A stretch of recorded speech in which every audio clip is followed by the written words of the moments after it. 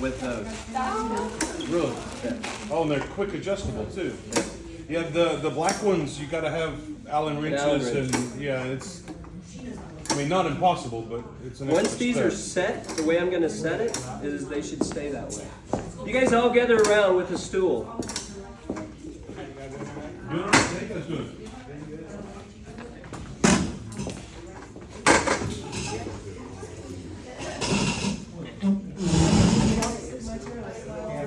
Oh, yeah. Oh, cabinet guy. What? He's the cabinet guy. Oh, you're going to Legacy today too, right? Good, sorry. The cabinet guy. The important Chelsea. You're gonna do arrange myself. Most popular among their teachers. Differently than I would if I'm teaching. You guys, this is an hour. It's gonna be an hour. So gather a chair. Actually, these are good spots right over here. You won't hurt my feelings sitting close. So, yeah, come closer. You're gonna need to see my hand. Good. Good. Box play is right there. They help you some with clay. I don't think I could. Not think. I know I can't do a full, 300 kids, but I could do a class. I could do probably a class per teacher, Pull it just something like that. So I do have a pretty great budget because it's really kind of crazy. Like my budget's almost unlimited, and I know you guys are sitting there going, "Oh, I can't believe you would say that out loud." But it is. But it's because we work really hard. So And they'll contribute like What's to the that? community too. We don't want to brag, but our budget's $600. well, my budget from the state, in other words, what the school gives me this year is zero. I get no money from the state. Last year it was $700, and it was just $700 just because it's like, Yeah. I spend $35,000 a year, my department, just in ceramics, just in clay. And the money that I spend is coming from our Mother's Day sale. It's coming from our community education classes, which, by the way, if you really want to get into this and get a background in how to make this, how to do this, it's $350. It's the same as it was 19 years ago when I started. It includes all the clay, all the glazing, all the firing. It's a semester-long thing. It's 16 weeks, and it's on Monday night, 6 to 9. And you have unlimited access to the studio, basically. How do we sign up for that? Before I leave, we'll put your name on my email list, and I send an email out usually 2 or 3 weeks before, and the wheel throwing usually is full within 4 or 5 hours. The hand building, it doesn't get as full as fast, but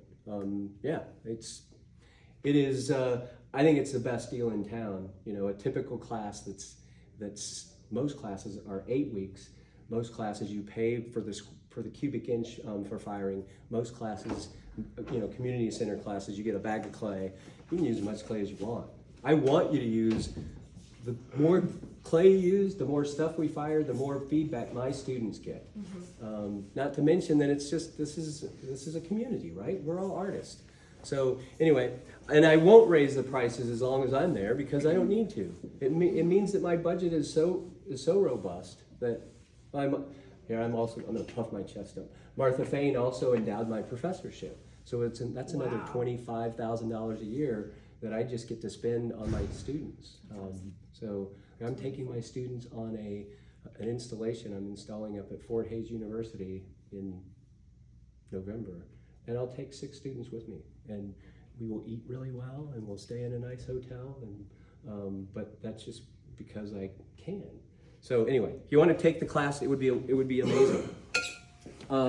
So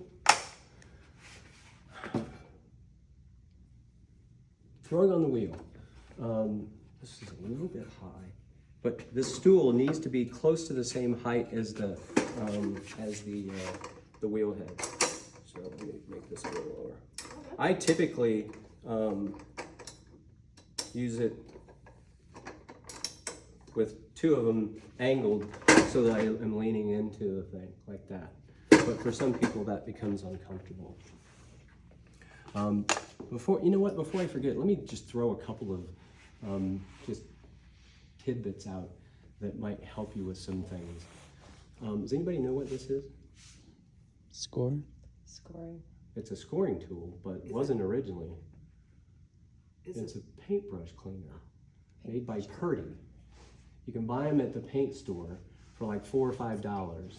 And I take them to the bandsaw and I bandsaw them, and instead of $12 for a little scoring tool, I have 4 of them, and I have 2s for smaller things, and I have 6s for bigger things. Every now and then I'll keep one with a handle a little bit longer, So anyway, it's an amazing tool. I also want to show you a couple of these things because I know I'll forget if I don't. I brought a slab roller. It's really simple. Oh, nice. You buy several different sets of dowels, and you get some. You bring or tell your students that you need a few sheets or pillowcases to use as canvas, and they'll bring you, and now you have a slab roller. It's really simple, and anybody can do it for less than. You buy one of these at a flea market or whatever for less than $10. You can roll slabs all day long. I brought another. This is a cup maker, right? Thin slabs, slab on here with newspaper. Put the slab onto another slab for a floor, and you have an Instacup, right? This is a cup project that I think is amazing. Have the students bring in lace or anything that's flat that they can roll into a texture into the cup, and I mean these are all slab cups, even these tiny little guys.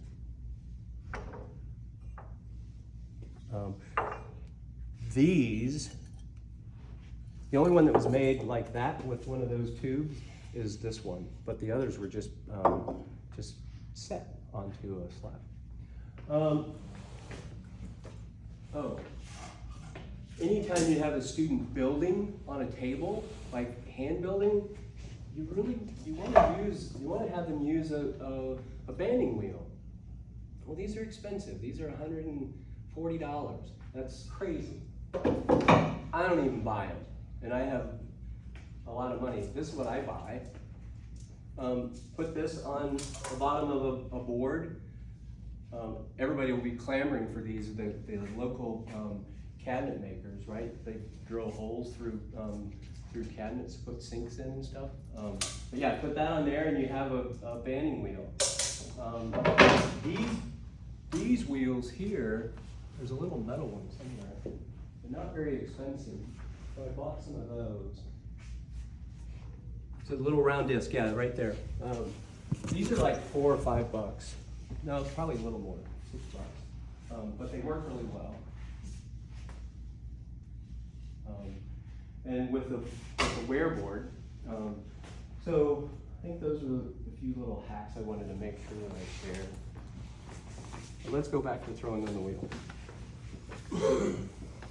I'm going to teach you like you've never been, you have no idea, so that you see how I would teach a high school kid. And so it's going to be relatively simple, and I'm going to show you every single step on the way as best as I can. You're more than welcome to, if you want to get another angle of video, it won't hurt my feelings if you want. And what I do is I start with the tools that you need to start is this one, a needle tool. I need to get a better needle tool. Don't use that one. A sponge.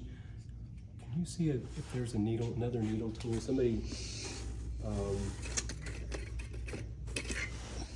this is the one that I would typically buy. And if you ever do buy bats, These are $6 or $7. They're expensive. And you don't have to throw with bats, but with new throwers, it's just the way to do it.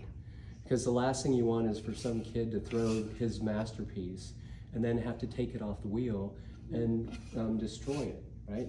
That's the way. How many of you guys were taught without a bat? Anybody? Yeah, it's miserable. So you can make bats with what's it called? Masonite. They deteriorate. They eventually go bad.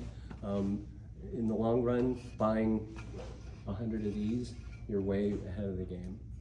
So anyway, but they are expensive. Don't buy the round ones unless you have some kids that are eventually going to throw bigger. There's no reason to have a round one. These take up a lot less space on the shelves. All right, so this wheel has a splash pan that comes apart like so. And the best way to put this on is like this way and not the other way. And the reason why is it stays together better going on this way as opposed to this way. And once you have it here, give it a little shove. These are really easy compared to the Brents. If anybody's ever played with a Brent, it's a little more difficult. These bats, I forgot to mention, they have 4 holes, but 2 of the holes fit on the particular bat pins that you guys have with these wheels. Questions? Okay. This particular wheel actually can spin either way. In the East, people throw with their wheels spinning clockwise. So China, Japan, Korea, they throw this way.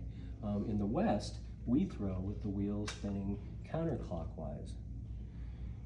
If you have a student that's left-handed and thinks they want to spin the other way, actually I wouldn't even I wouldn't even tell them that it spins the other way. Every now and then I'll have a student who says, but I'm left-handed. You know what?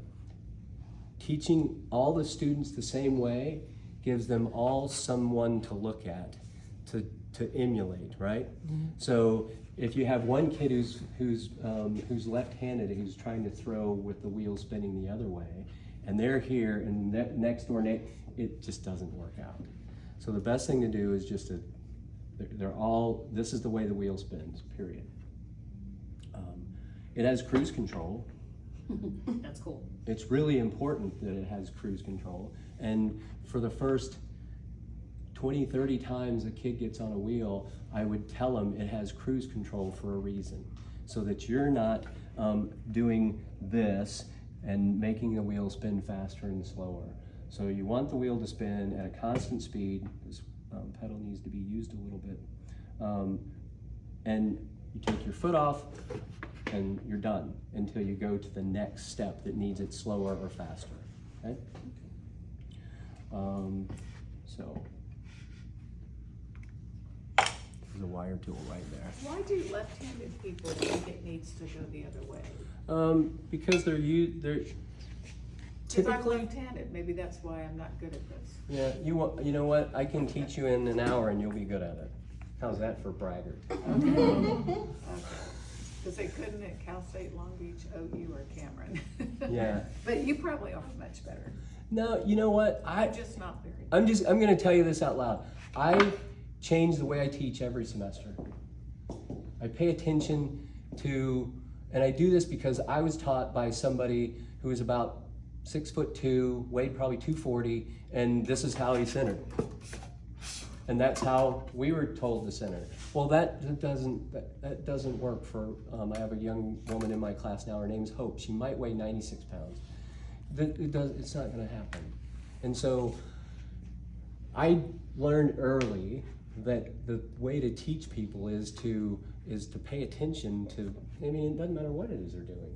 Pay attention and see what you can do to help them get to a place where it's easy for them. So that's why I teach completely differently than I throw.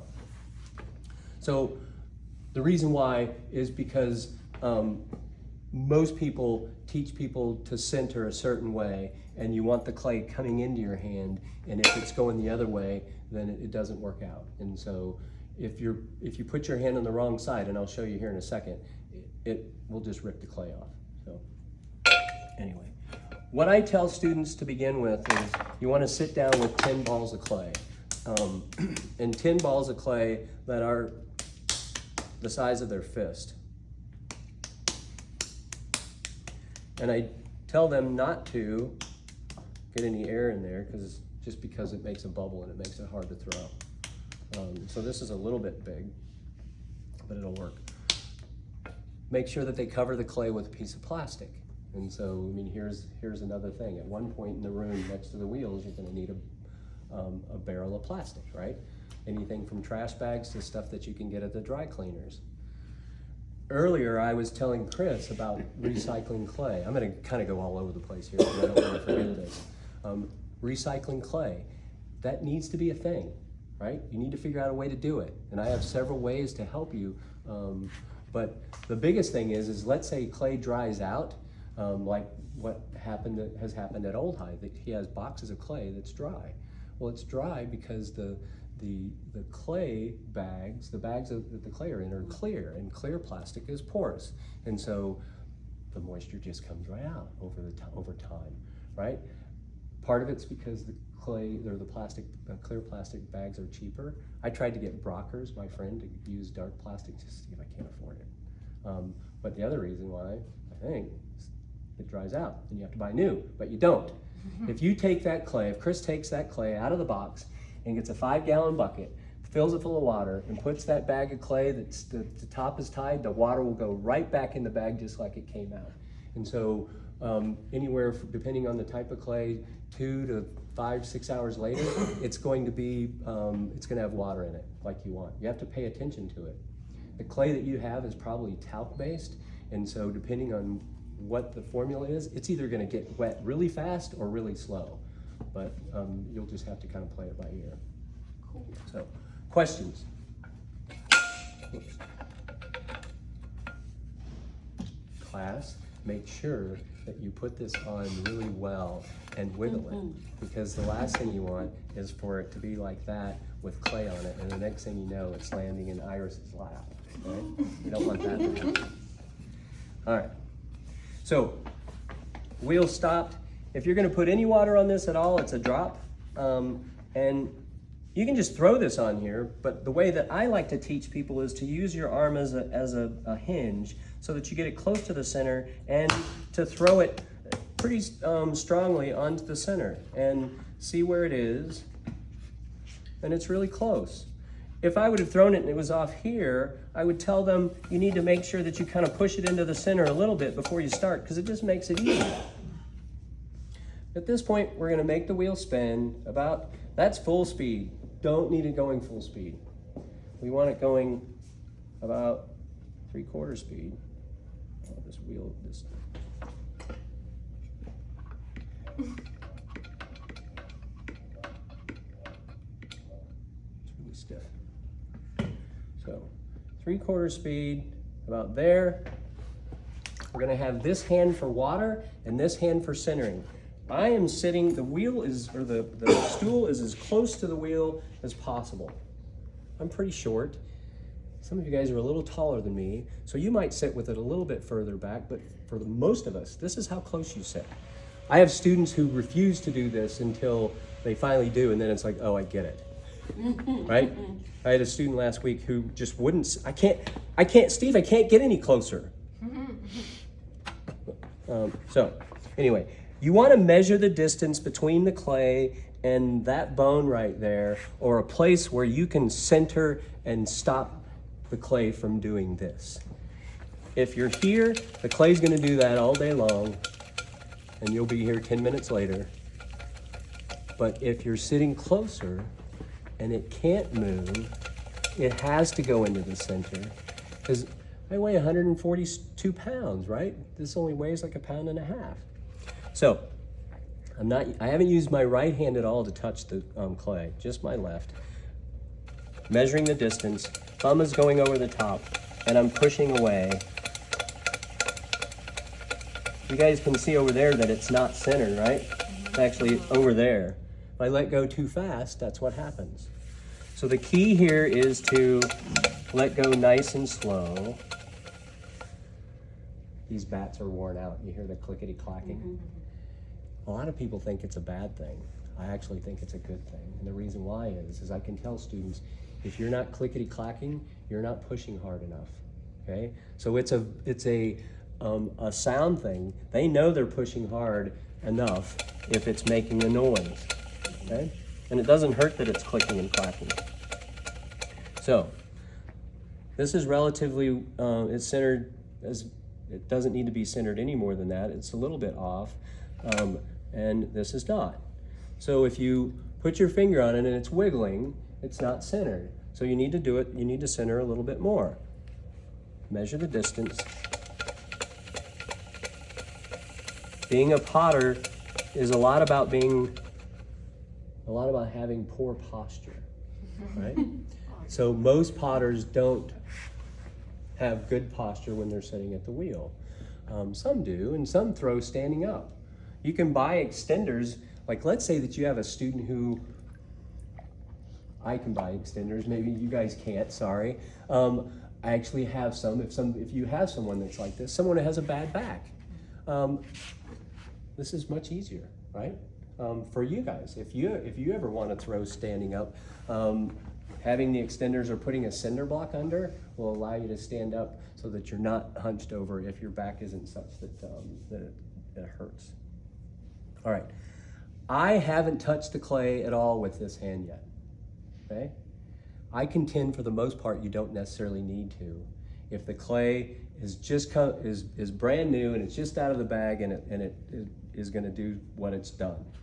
However, let's say that the bottom is not centered, the top is. So what you need to do at that point is anchor this hand comes on this side, I'm gonna push and pull and make the clay go up.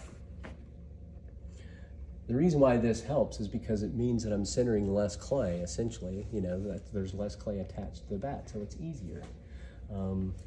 It's funny, old timers say, well, when I'm doing this, and you'll see an old timer, you've probably seen videos or you know people that have done this, well, I'm wheel wedging. I'm making all the particles of the clay align. Well, I think it's nonsense. I don't think it's true. The reason why they're doing that is because now I can center a bigger chunk of clay with less effort. Okay, so that's the only time I ever tell a student to use their right hand, and most of the time our clay comes right out of the pug mill, and so it's homogenized. I don't teach my students to wedge their clay, not until probably at least the second or sometimes third semester. And I don't because most often they wedge more clay or more air into the clay than they homogenize it and make it better. If you're buying clay, it's been de-aired at Laguna or de-aired at Trinity or wherever they're getting their clay from. It doesn't have air in it. The only reason why you would wedge it is to make it where the outside edge is as soft as the inside edge or inside. Okay, questions? Okay, so I'm gonna put my pinkies on the wheel head, I'm gonna put my thumbs in the middle, and I'm gonna gently push in. There are a ton of ways to do this. There's a finger, there are several fingers. This is the way that I've found is easiest to teach people. Pinkies on the wheel head, thumbs in the middle, push down. If your pinkies get like this, you're gonna find yourself doing the dance. And you don't wanna do the dance. And so you're grabbing a hold of this thing with my pinkies and I'm pushing down and I'm rotating my thumbs and my wrist straight away at 12 o'clock, okay? So 12, 3, 9, and 6. So I'm measuring how thick the bottom is. I've done this thousands of times. So I know that the bottom right now is close to the thickness that I need to make a pot. So, Carol, can you hand me that piece, the piece behind the, yeah, that cup that's right back there? Yeah, oh, no, that one, the cup, yeah, that cup right there, yeah. Grab hold of that. You're gonna be Vanna. Okay. So, this wasn't wheel thrown, but let's say it was. So this foot's a little strong. It's okay for this piece, but for the most part, a wheel thrown vessel is not gonna have a foot that strong, right? So most of the time, the foot's gonna be maybe like that, right? Let's say that the foot's like that and the pot is that thick too, so that means what we need is about that much clay down here to make a cup that has a foot on it, right? And I would teach my students how to put a foot on their pot. I wouldn't let them get away with not putting a foot on their pot, at least until they make the aesthetic decision to not do so. All right, I'm gonna stop, and I'm gonna measure. You're gonna stop and measure every single time because you haven't done this enough. And so don't think that you can just make a guess.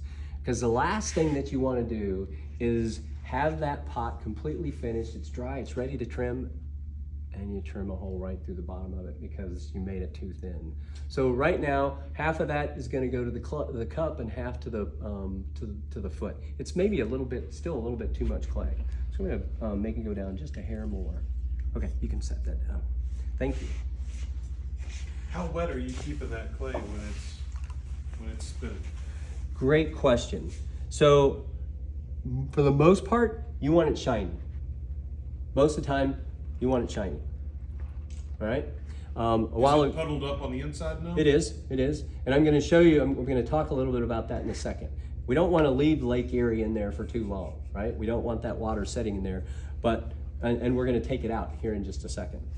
So I just set my lip. Great question, I'll get right to that. I'm gonna set my lip. Everybody do this. Pinch with your left hand, and take your right hand and go like this. That's what this feels like.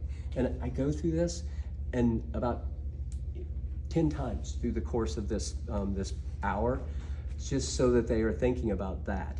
Because quite often they'll want to do this, but the second you do this, you see how the clay is coming into my fingers? Yeah. This is a bad thing about to happen, right? All I have to do is squeeze just wrong and the clay is just gonna peel off of my thumb. So you're always pinching with the clay going away from your fingers. And this isn't setting the lip. You don't need to do that. You just need to gently set down on the lip. All right, make it shiny. I'm ready to open this so that I can make my cylinder. The first thing you're gonna teach them is how to make cylinders. My hands are wet. They have junk on them. There's no reason to do any of this. You want the stuff on there. It's slippery. This hand is going to be like I'm centering, it's against my belly, my elbows are in tight, my nose is right over the clay, and I'm going to pull my hand and my fingers directly to me like so. And I'm going to do this. I've never done this before. This is what I mean whenever I talk about changing the way I throw. Never done this before, but I think this would be a good idea.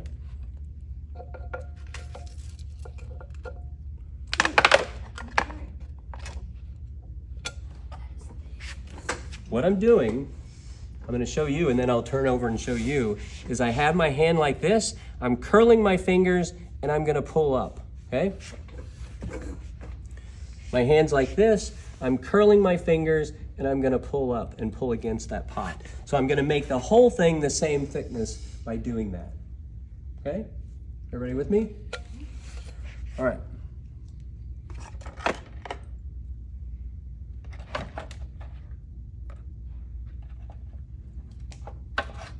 Cut another piece of clay, because I would have just grabbed that and put it on there. So there's a reason. Yeah.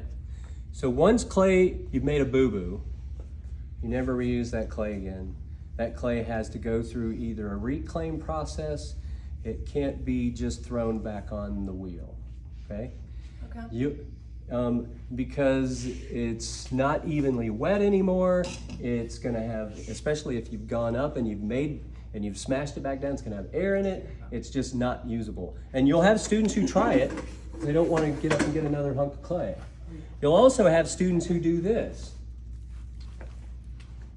I'm gonna get my hands especially gooey and wet, and they'll put this on here, and now it won't stick, right? You have 10 balls of clay over here. Rinse your hands.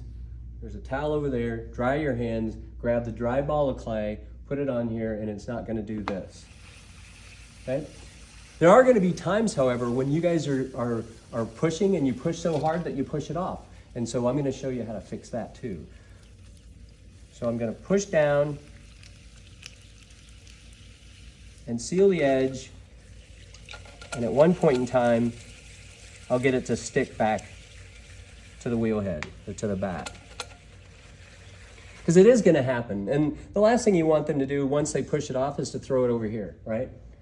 Because clay will become precious to you. If you have to recycle it, it's a pain in the backside. And especially if you have to recycle it the way you guys are going to have to recycle it. You guys are going to need to have a plaster bat, you know, a big piece of plaster to recycle on. Although, you know, this concrete floor is probably sealed. But concrete works pretty amazing drying clay out. I built a concrete table when I was in grad school that was longer than twice as long as this. And that's how I dried out all my clay on that concrete table. So those of you guys who've done this, you know what I'm talking about. And I'll talk you through this when it needs to happen. Okay, so here we are, back to where we were.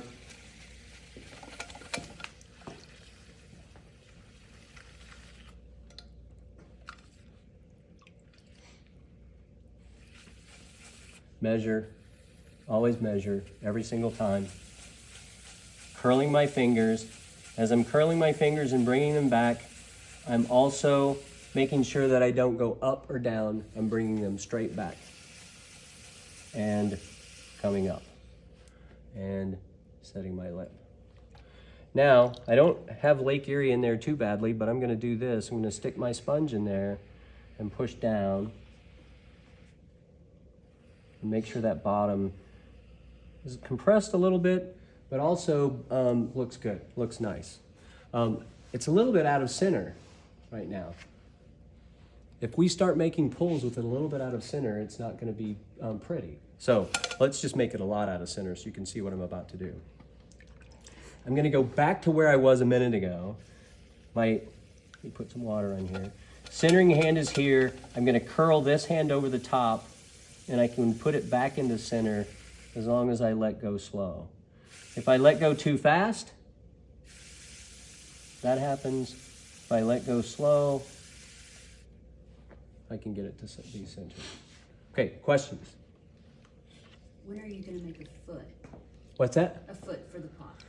The foot's going to come after this has been finished and dried, and I actually have some pots that I'm going to trim for you.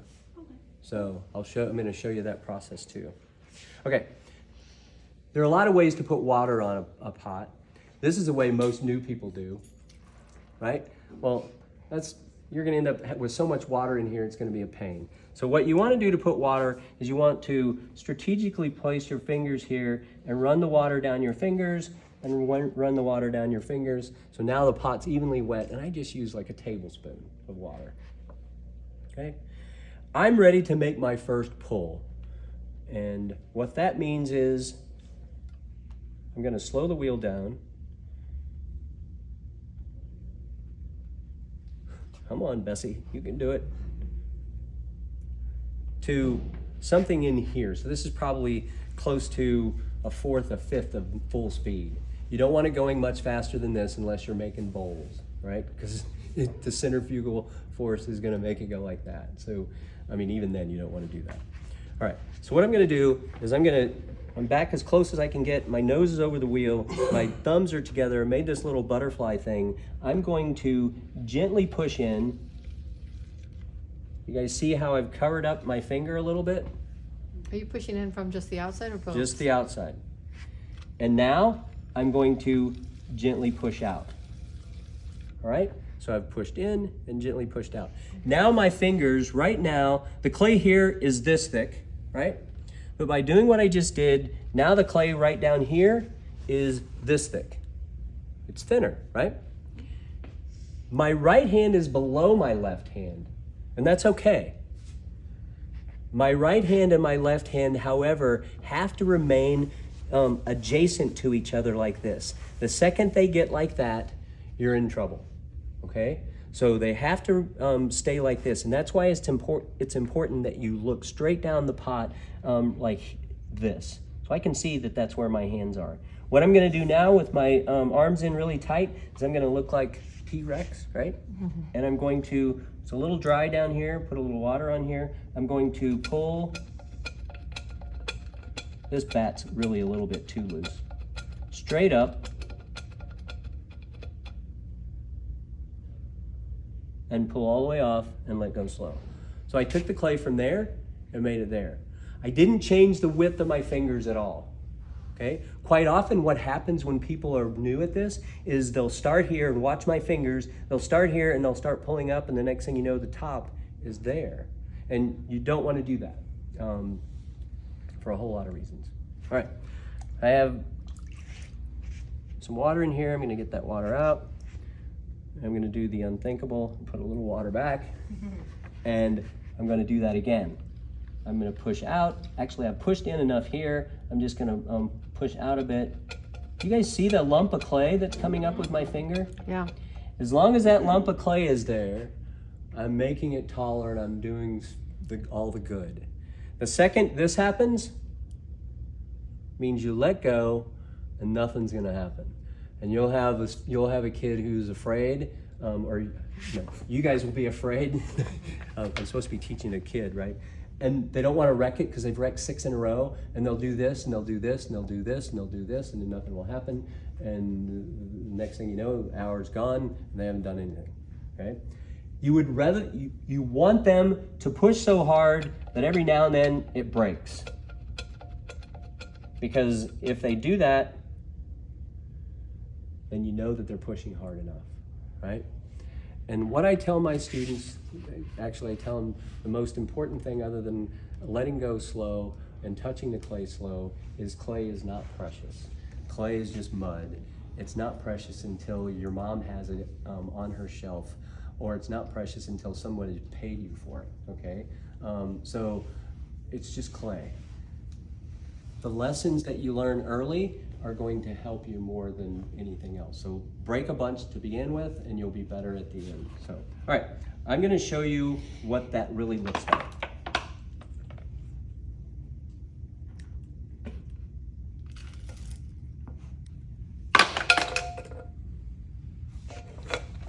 All right, so here we are. I'll show you guys over here and then I'll show you guys.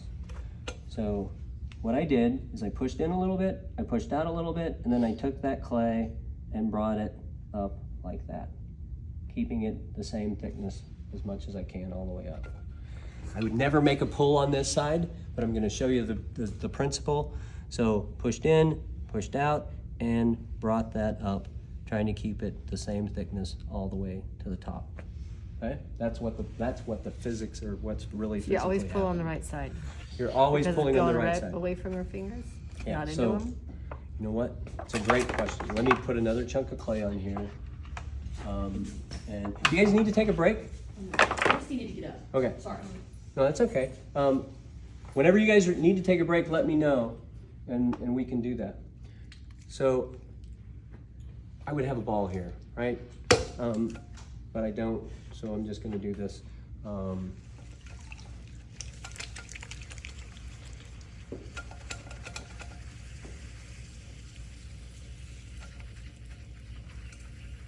Don't have them do that.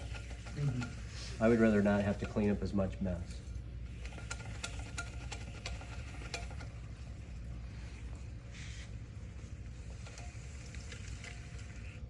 And I'm going fast. I mean, this is typically the way I would, whenever I make a pull, whenever I start, I don't open. I just open and make it, right? And I wouldn't show the kids that. Okay, so here we are, we're ready to make our first pull. Foot's off the pedal.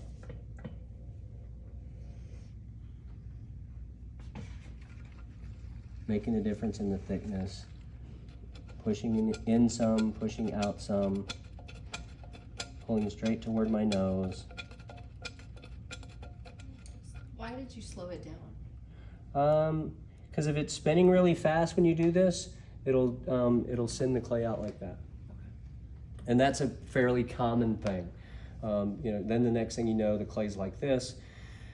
And it happens for a lot of reasons, but most often because it's spinning too fast. And the second reason is because students get more than just their middle fingers on the clay. So that's what I'm going to show you right now. Okay. You said make a difference in the thickness. Does it matter how much difference per pole? Does it have to be a significant difference, or can it be just a little bit? That's a great question. So closer to the end, it's going to be not much. Beginning, it's going to be more. The last thing you want to do is, let's say that you start with the clay this thick. The last thing you want to do is try to make it that thick in one pull. Okay. Anybody who's thrown a while, you could probably get away with it. A brand new student is just going to rip the clay off the pot. It's just going to rip in half. So if you ever have somebody who says, Mr. Smith, it just keeps ripping, most of the time it's because they're squeezing too much. They're trying to pull too much clay, or they're not using enough water. So, right, so far, let me just explain hands and where my hands have been. So far, here we are at 3, and at 9, at 6, and noon.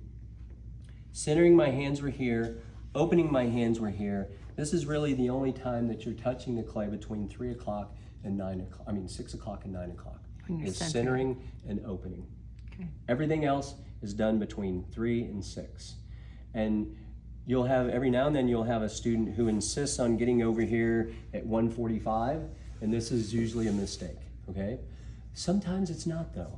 And you know, I might as well mention this because I do talk to my kids about this. There are 15 of you, including me. There's 16 of us, or that's what we're supposed to be.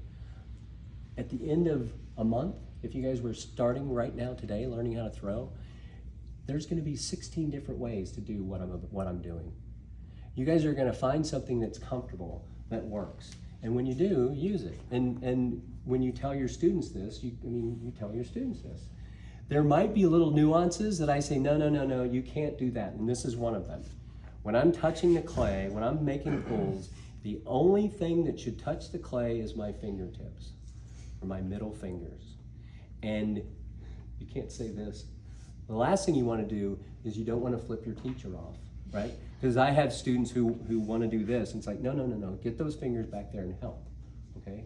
Let those fingers help the middle fingers. So every now and then, this will happen where a student is doing this, and the next thing you know, they've got all this on the clay, right? So I've got that, and I've opened it up. It's fixable. All you need to do is get your hands wet and gently collar the clay back in.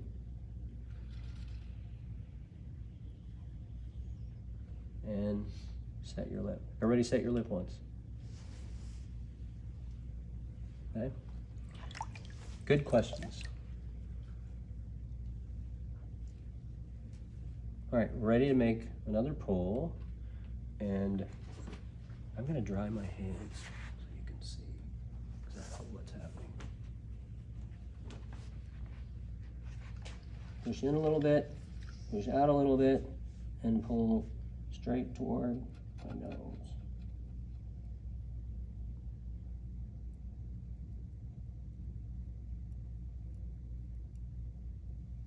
You'll have students who won't breathe the whole time. You have to remind them, and I'll set my lip. So there's where I've touched the clay, just those fingers.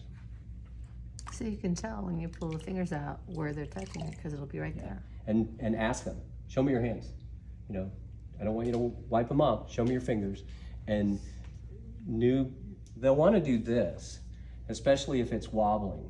They'll want to do this because they think that that's going to help it. It's going to stabilize it. But in the end, what's happening is there's so much friction, it's going to make it even worse. And so, yeah, you really want to tell them, fingertips, fingertips, fingertips.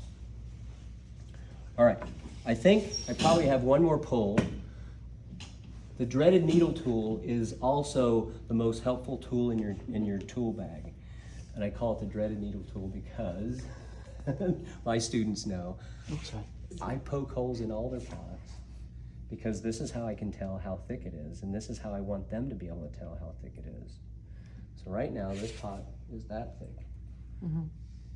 If I were to cut this off and trim it and put it in the kiln and get it all done and take it home, this poor little pot is going to end up in the back of the shelf because it's going to be heavy and no one's going to want to use it. So this pot, when finished, it's going to be on the planet for 100,000 years. It's here forever. Once it's made into a stone, it's here forever. The last thing you want is the aliens to come down and see how poorly we crafted this pot. So, and it's incumbent on us as teachers, right? To make sure that the aliens don't see that. And so make them use the tool. And then if they insist, you tell them, look, you know what? It's this thick. We are not firing this. We are not going to tell the people from planet Xenon how wasteful we were, 30,000 years ago. So, especially right now, resources are precious, and so it is important that we are Frugal. stewards, right? So it's still too thick. So what I'm going to do is I'm going to make another pull. A little bit of water, a little bit of water. If I was just throwing this, and at one point in time you guys are going to get here, and your students will too, I probably wouldn't have put water on it there.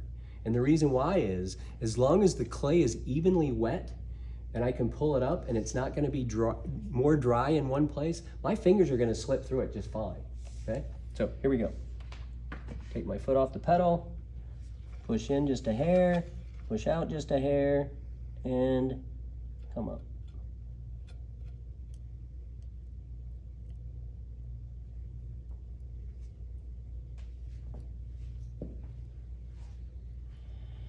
If your student does this, it only happens for one reason. Because my fingers weren't adjacent. My fingers got here. Okay? And so sometimes it's fixable, sometimes it's not. And I could fix this and make it pretty, but I want to show you how to cut the top off. And this is really important. It's important that they know how to cut the top off, because when they first start, their hands aren't going to go in the center exactly. When they first start, they're going to make a pull. And listen closely to this. This is another reason why the pot ends up being taller in one place and shorter in the other, is they don't let it go a complete revolution without pulling their fingers up. Okay? Watch what I mean.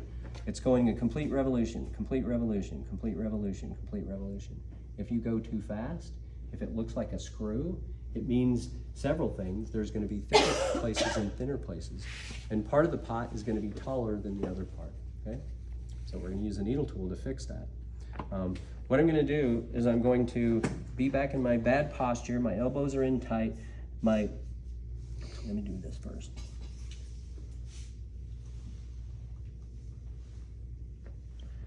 I have about 1/2 inch of the tool sticking out. It's against my wrist like so.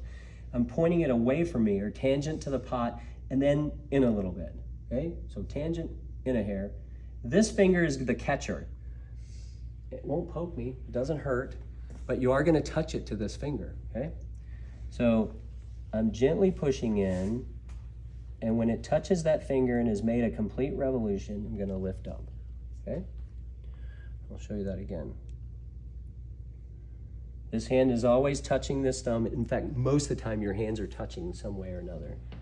And the catcher is in there, gently pushing in. The needle tool is horizontal. It's not angled. Once it goes around once, lift up. You'll have students who just stab the pot. They'll be, and yeah, the thing to do is just to get them to slow down, take a moment, don't get in a hurry. All right, we're almost done with this one. Let me get Lake Ontario out of here. I'm going to make one more pull because I think I have just a little bit. Actually, I'll show you this. If you look at this pot, you can explain this to your students as well. Mostly it's straight up and down out here. In here, it's certainly not. So the bottom is still, at the very bottom, right down there, has a little bit more thickness. So.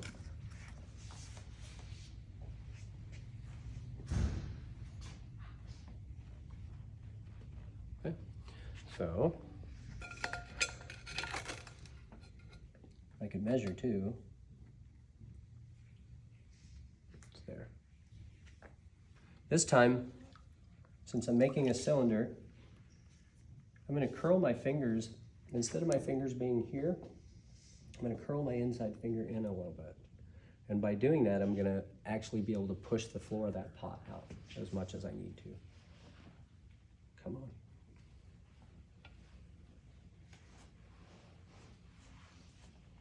It's gonna take a while for your wheels to get, I kind of like the square because you can see how fast it's going yeah. instead of just the circles.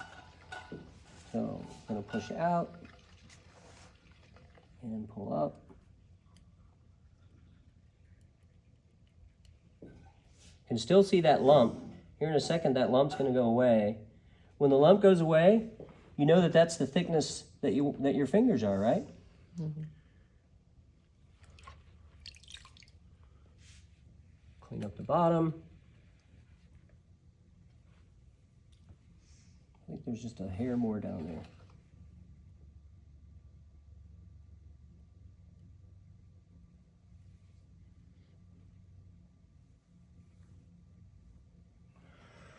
All right, so every now and then you'll mess up, right? And it really stinks because you've worked so hard. But you can fix a lot of things. So what you're gonna do is you're gonna find this tool, you're gonna get it wet. And the first thing you're gonna do is gently, holding it with both hands, push in to get some of the wiggle and woggle out. And the next thing you're gonna do is you're gonna pull your finger right up the side of this pot like so, okay? So I'm gonna stick this in here. I'm not gonna drag it on the bottom. And the reason why you don't is it does this kind of thing. You wanna hold this rock steady still. You're gonna hold it 90 degrees to the pot. The second it gets tangent like this, it's gonna catch and it's gonna go round and round and you'll basically rip the pot apart. So my thumb is on here before I even go down in there, and this pot's a little bit too tall to do that. But that's where you want your thumb when they're doing little 5-inch pieces. Okay, so I'm pushing against there. If I get my finger in the wrong place, you can see it. See my finger? I don't want my finger there. I want it where it's pushing just against that rib. And I'm coming up. Now my thumb fits. Thumb goes on the top.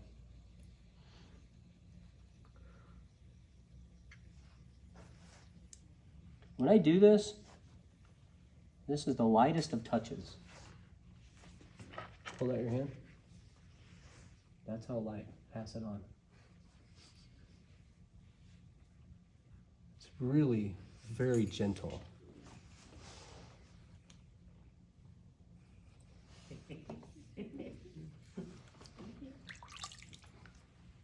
So, you know, that little touch, I just started doing that this semester. Because what I used to do is I would go around to everybody. And then you touched everybody, you didn't want to do that, right? No, you know what? It's not really that. It's really just that it takes time, right? But what it also does is and you know, I mean, maybe high school kids, they might be a little different, but it means that they're engaged, right? So telephone game worked, right? It came back and it was just a nice touch, so that's good. So we're finished with, or close to, we're almost finished. We got one more thing.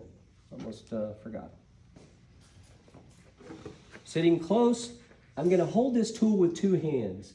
You're gonna show this move 20 times before they finally get it, but they will finally get it. They're gonna wanna do everything and anything but this. I'm holding it with two hands. It's very awkward when you first do it. I'm holding it over here in front of my right knee, and I'm pointing it right to the middle of my left thigh. And I'm holding it at an angle such that I peel the clay off, and I make the bottom perfectly round, or as close as I can. So this is your foot? Yeah. Why do I need to do this? Because if I make it round, now, hand me that pot again. And you're gonna have to be Vanna, turn it upside down. So I'm gonna center this on a bat. No, upside down. I'm gonna center it on the bat. It doesn't have the foot yet, and I'm gonna carve this foot. If this is perfectly round, it's gonna be way easier to center. If it's not perfectly round, it's gonna be a pain to center, okay? Thanks. And likewise, if this top hasn't been cut off and isn't flat, Turning it upside down means the pot's gonna lean like this. Yeah. If the pot's leaning like this, then it's gonna go like this on the wheel. So it's really important that you get them to make sure they cut the tops off, because it just makes trimming a foot just almost impossible. Okay, questions? All right, so I make my students cut, I don't know, how many did you cut in half? I didn't throw on the wheel. Oh, you were, COVID. COVID, how many did you cut? Almost all of them. What? At least half. Of my beginning ones, at least half of them. Yeah. Most of the time, I tell them, hey, expect you're gonna cut 25 to 50 in half. And we're not keeping anything until I come around with a dreaded needle tool. And so use your needle tool to figure out thickness. So yeah, they're gonna be cutting them in half. And what you want, I actually could have made one more little pull, right? See right down there at the bottom. But even with that, this pot would have probably seen a little bit of milk, maybe. And then what I'm gonna do next, I'm gonna carve or trim this foot. It's gonna look like this.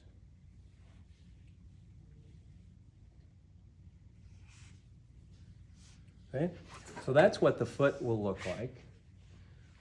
And this clay will go away, this clay will go away, and this clay will go away, okay? So I can trim that little extra blip away. Questions? How are you trimming it away? I'm gonna show you Okay. in a minute Good. or two. Questions? All right, I'm gonna do one more. This time I'm gonna go relatively quick. Oh, you know what? Here's another brand new thing I just learned, just taught myself. Watch this. Watch this real quick, and then, do we need a break? I was just gonna go to the bathroom. real Okay, quick, but- let's take a break, but watch this. This is what it feels like when you're using this tool. It's 90 degrees and you're touching right there. The second you get over here or over here, you're gonna make a mess of it. And so you're touching right here and you are gently lifting up. Oh, I really like this. Gives me shivers. Because isn't that a great visual? Yeah. Right? It becomes completely different than you can't see inside the pot to see that, right? Anyway, I'm being silly. All right, let's take a break. Maybe 5 minutes. We'll do a trimming thing and then it'll be lunchtime.